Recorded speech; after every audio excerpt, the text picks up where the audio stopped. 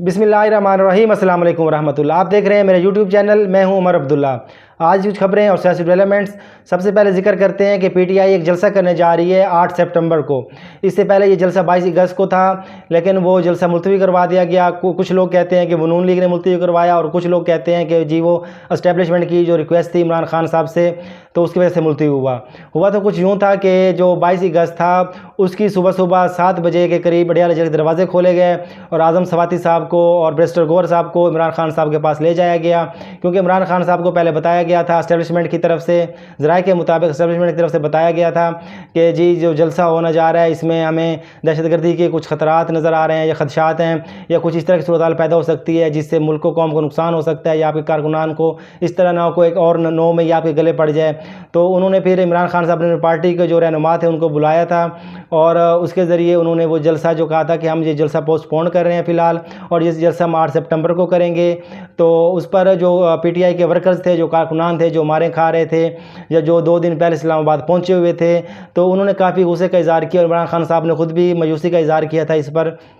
तो लेकिन अब जो जलसा है वो 8 सितंबर को होने जा रहा है, और हुकूमत के जो तेवर हैं वो बता रहे हैं कि वो अब भी वो जलसा नहीं होने देंगे।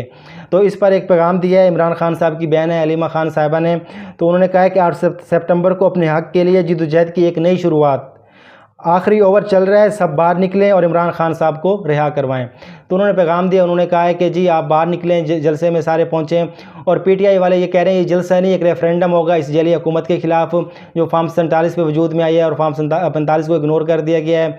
तो ये एक रेफरेंडम होगा और इसमें लाखों लोग आएंगे और वो एक जलसे की जो एक तहरीक है वो शुरू करेंगे इस जलसे से।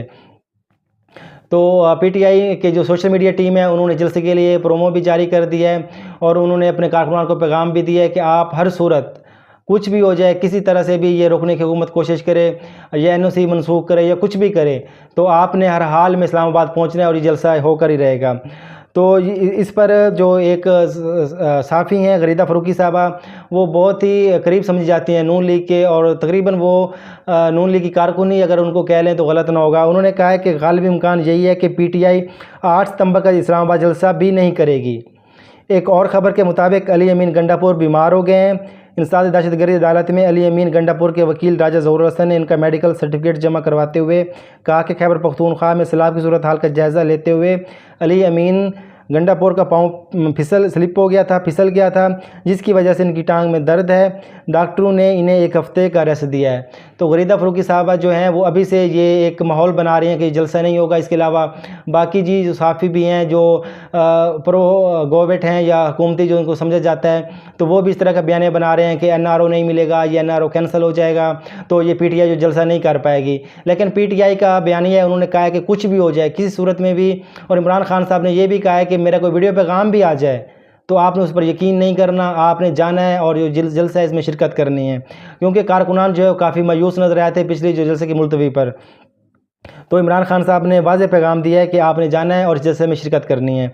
तो हमारे जो मुल्क के साफ़ी हैं उनका तो हाल तो ये है, एक तरफ वो सरकार के खर्चे पर हज भी करते हैं, फिर उसके इतराफ़ भी करते हैं, और कुछ साल के बाद वो मुकर भी जाते हैं।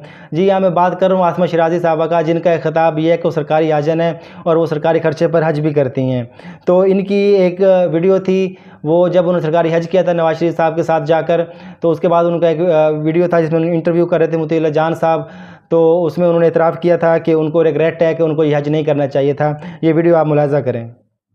और का तो बिल्कुल नाम नहीं लेना चाहूँगी, लेकिन यस मैंने ये हज किया, इसकी सादत मुझे हासिल हुई। और वो आपको शर्मिंदा है या मैं नहीं? शर्मिंदा कतन नहीं हूँ। हाँ, अलबत्ता मैं ये सोचती ज़रूर हूँ कि अगर मैं खुद चली जाती तो ज़्यादा मुनासिब होता, लेकिन मैंने आपको बताया कि जो लाइलमी थी उसके अंदर इसको ये एक फैसला हुआ था। गलती हुई आपसे? गलती भी मैं इसको नहीं कहूँगी, बट ये है कि अगर हाँ गलती नहीं तो फिर लाइलमी का क्या जवाब? क्योंकि आप अगर ये आपने शहजादा नाइफ के से रेलेवेंट सवाल पूछा, अगर आपको इल्म होता कि ये रहमान मलिक, अगर आपको इल्म होता कि हुकूमत करवा रही है तो आप इनकार कर देती? क्यों करती? जी हाँ, तो ये वीडियो आपने मुलाज़ा की और इसमें इतराफ़ कर रही हैं कि उन्हें इस चीज़ की अब फील होता है कि उनको ये हज नहीं करना चाहिए था। तो शहीन सबाई साहब ने जब उनको कहा कि मोहतरमा आप जो ये पैसे हुकूमत को वापस कर दें, जिस पे आपने जो हज का खर्चा उस वक्त था, जो आपने सरकारी हज किया था, तो आप वापस कर दें तो आपके लिए बेहतर होगा। तो इस पर आशमा शराजी साहबा ने ट्वीट किया। उन्होंने उसमें कहा कि शाहीन सबाई साहब आपके लिए बहुत इज़्ज़त थी, अफसोस अब नहीं रही। सरकारी हज मैंने नहीं किया और जो किया उसके पैसे अदा किए, रसीदें मौजूद हैं। मौला अली का कौल है, दोस्त वजात मांगता नहीं, दुश्मन यकीन करता नहीं। इसलिए ये मामला अल्लाह पर छोड़ा है। बाकी शुक्र है मैंने कनाडा का सफ़ीर लगने के लिए किसी हुकूमत के से सिफारिशें नहीं की। अब आप साफ़ी से ट्रोल बन चुके हैं, वक्त गुजारी के लिए अच्छा मशगला है, सो लगे रहें।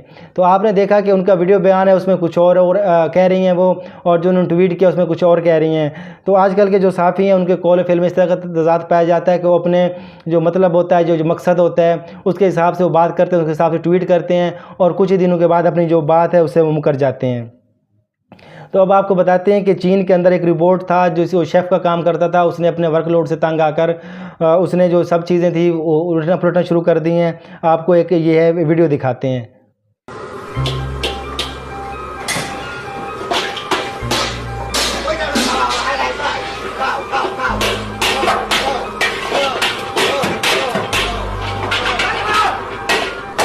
जी हाँ, तो ये वीडियो आपने देखी है कि रिपोर्ट जो है वो अपने काम से कितना तंग आया हुआ है। वो शेफ़ था, वो खाना बना रहा है तो बर्तन उठा उठा के पटक रहा है, कुछ इधर फेंक रहा है, कुछ इधर फेंक रहा है। तो कुछ दिन पहले एक और ख़बर भी आई थी कि साउथ कोरिया के अंदर एक रिपोर्ट जो था, तो उसने ख़ुदकुशी कर ली थी। वो सीढ़ियों से गिर गया। वो एक साल से एक दफ़्तर में काम कर रहा था, लेकिन उसकी जो मेंटल वो उसको चेक किया गया बाद में, तो वो तकरीबन एक हफ़्ते से वो डिप्रेशन का शिकार था। वो अपने वर्कलोड से जो परेशान था कि उससे काफ़ी ज़्यादा उससे काम लिया जा रहा था। तो अब ये दूसरे रिपोर्ट की आपने ये देखी है वीडियो कि वो सब चीज़ें उलट पुलट रहा है, कुछ इधर फेंक रहा है, कुछ इधर फेंक रहा है। तो जो हम इंसान हैं, हम तो परेशान हैं अपने वर्कलोड से, लेकिन जो रिपोर्ट हैं आजकल वो भी परेशान दिखाई देते हैं।